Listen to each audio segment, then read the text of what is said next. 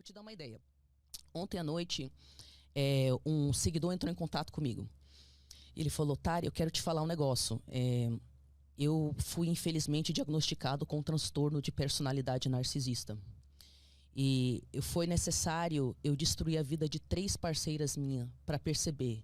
E olha que louco, as 3, sem combinarem entre si, me falaram a mesma frase. E a frase foi: ao seu lado, eu fui morrendo aos poucos. Então, é isso que acontece. Você não consegue perceber que a pessoa está fazendo você duvidar de tudo que você tem de luz através de um mecanismo de manipulação psicológica chamado gaslighting. Gaslighting é uma manipulação psicológica tão sutil que ninguém percebe o que está acontecendo. O que é gaslighting? Gaslighting é quando você fala e faz coisas sutis e indiretas o tempo todo que fazem a outra pessoa achar que ela está enlouquecendo ou que ela não pode confiar na própria percepção da realidade. E aí essa outra pessoa, depois de tanta repetição, você falar aquelas coisas distorcidas, tantas vezes, ela começa a levar aquilo como uma verdade pessoal. Eu vou te dar um exemplo extremo, tá? Algumas mães narcisistas, e que podem ou não ter traço antissocial ou de outros transtornos de personalidade, elas têm um vazio emocional tão grande que elas escolhem o filho para manter embaixo da saia, para que elas nunca tenham que ficar sozinhas.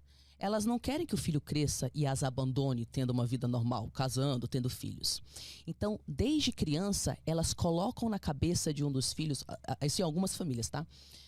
Você nunca vai dar certo na vida, você é muito esquecido, você nunca vai se dar bem no mundo. E aquele filho, para agradar a mãe, começa a agir como um fracassado. Você é muito esquecido para ser um adulto. Aí ele chega na fase adulta e ele começa a agir como uma criança que não consegue dar conta. Para ser aquela criancinha quebrada, aquele adulto de 50 anos de idade que nunca teve um relacionamento, nunca teve um emprego, nunca saiu de casa, é deprimido, toma remédio pra caramba, mora com a mãe e só fica no quarto enfiado lá dentro. E aí quando você vai ver, mas será que esse cara realmente tem uma deficiência cognitiva?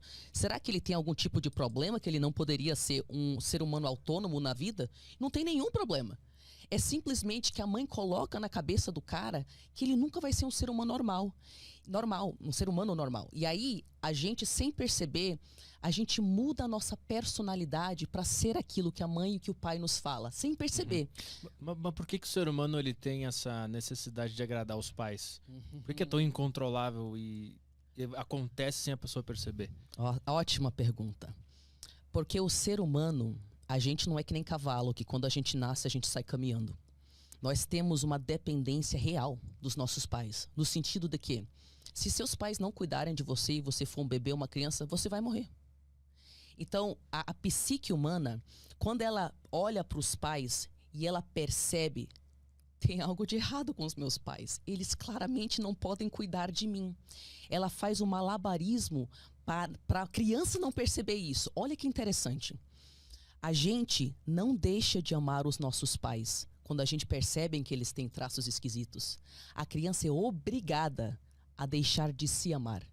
Porque se ela olhar para os pais e reconhecer: eu sou pequena, vulnerável, totalmente dependente, e essas pessoas que deveriam cuidar de mim não são capazes. Isso é um choque tão gigantesco para a psique dela, que a psique dela começa a mentir para ela mesma. Não, os seus pais são ok, o lixo é você. Ufa! Aí você pode pensar: tá, mas como que isso é uma tática de sobrevivência? Para pensar. Se eu penso que eu sou o problema da minha família, eu sou o lixo, eu sou a culpada. Meus pais, na verdade, eles são perfeitos. Então, isso ainda me dá uma possibilidade de melhorar meu vínculo com os meus pais. Porque se eu sou o lixo, é só melhorar a mim mesma, né? Não? Um dia meus pais vão me enxergar. Isso é uma tática de defesa psicológica que o cérebro coloca na sua cabeça para você, numa idade muito nova, não conseguir perceber que não, eles não conseguem cuidar de você. Seria um impacto muito grande entender isso. Exatamente. E é por isso que a gente, quando a gente tem mãe e pai narcisista, além de não ter qualquer tipo de validação da sociedade, que as pessoas não entendem que tem pais que têm transtorno de personalidade, a nossa própria psique barra a percepção. de que os nossos familiares são tóxicos. E ela barra isso para nossa sobrevivência emocional. E a gente faz isso desse jeito específico que eu te falei. A minha família tá tudo bem, o lixo sou eu. A minha família tá tudo bem, o lixo sou eu. Eu só vou trabalhar muito através do meu perfeccionismo tóxico para ser melhor. Porque algum dia, com 50, 60, 70 anos, se eu for boa o suficiente, minha mãe vai me validar. E ela nunca vai te validar. Porque a estrutura de personalidade narcisista é impossível de satisfazer. É um buraco interno tão avassalador que a sensação que a gente tem quando a gente lida com esses perfis é que não interessa o que você dá para eles. Você pode dar todo o seu dinheiro, todo o seu tempo. Você pode ser perfeitamente obediente. Nunca vai ser o suficiente. Porque você está querendo preencher um buraco interno deles. Que eles não sabem preencher, então não tem como externalizar essa responsabilidade. Então os filhos, eles morrem por dentro desse jeito, abrindo mão de si, abrindo mão de tudo, dos amigos que a mãe não aprova, do marido que o pai não aprova, da carreira, tudo. Eles não tomam nenhuma decisão na própria vida, porque eles sabem que se eu for eu mesma, eu vou ser descartada, eu vou ser punida, eu vou ser mal falada. Então a pessoa prefere, naquela mentalidade infantil, se apegar à ideia de não, minha família tá ok. Quer ter a aprovação da família, né? Pra sobreviver, pra continuar sobrevivendo e ter sei lá, acho que na mente do ser humano deve passar alguma coisa a ver com alimentação, com o local onde mora. Esses elementos de sobrevivência são os que mandam nesse caso, né? São os que mandam, exatamente. A gente tem que lembrar que nós temos um cérebro social. Nós somos mamíferos nós fomos feitos para morar em sociedade, em grupo. E quando você vê ao longo da história da humanidade, se você não estivesse no grupo, você ia morrer. Então é questão de sobrevivência real. Você ter que distorcer tudo que você está vendo lá dentro de casa para fingir que nada daquilo acontece. Eu vou te contar um dos casos mais extremos que eu escuto, mas que, infelizmente, é o caso mais comum que me trazem em consultório. E o caso é: poxa, Tari, minha mãe sabia que meu pai estava me estuprando. E ela me culpou. Ela falou que eu era uma vagabunda que estava tentando roubar o macho dela. Eu tinha 8 anos de idade e era virgem. São essas histórias que eu escuto. Então, é esse nível de falta de empatia. E aí, o que acontece dentro dessa família? Sabe o gaslighting que eu falei? Que você fica distorcendo a percepção da realidade da vítima? Então, imagina essa criança que sofreu abusos dentro de casa. Gente, eu tô contando essa história porque essa história é muito comum.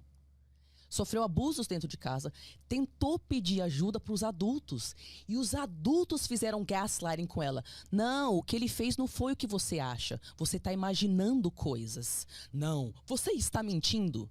Então a criança que sofreu um abuso, os adultos que deveriam protegê-la falam para ela que ela imaginou coisas, que ela está distorcendo, que ela está mentindo, que ela quer destruir a família ou que ela quer roubar o macho dos outros.